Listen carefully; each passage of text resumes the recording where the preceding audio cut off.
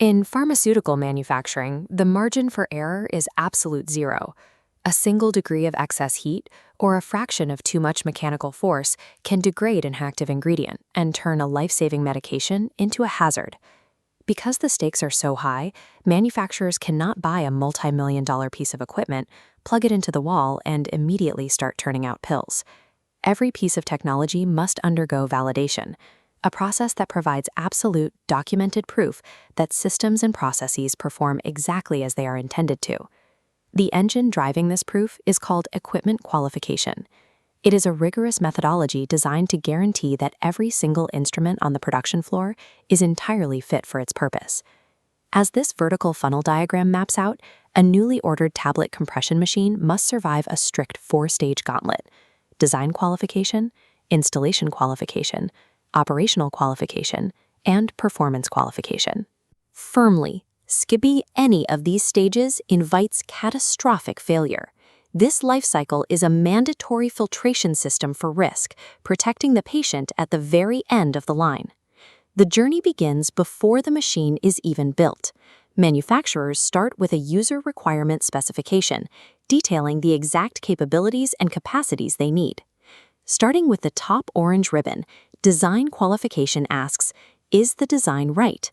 Engineers verify blueprints against the URS, ensuring correct compression force and pharmaceutical-grade materials. When the physical machine arrives, we move to the green installation qualification ribbon, asking, is it installed correctly?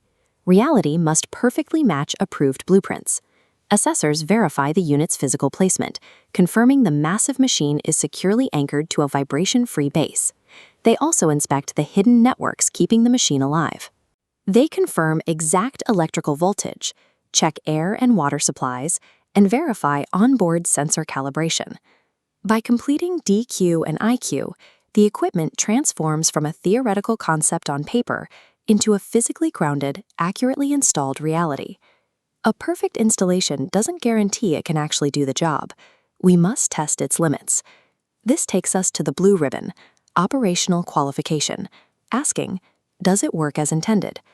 Operators aggressively test the machine without medicinal materials, pushing the tablet press to maximum speeds and extreme pressure limits to guarantee the hardware won't buckle under intense stress.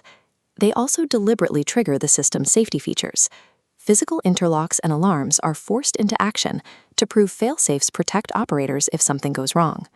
Finally, we reach the yellow ribbon, performance qualification, asking the ultimate operational question: does it perform consistently?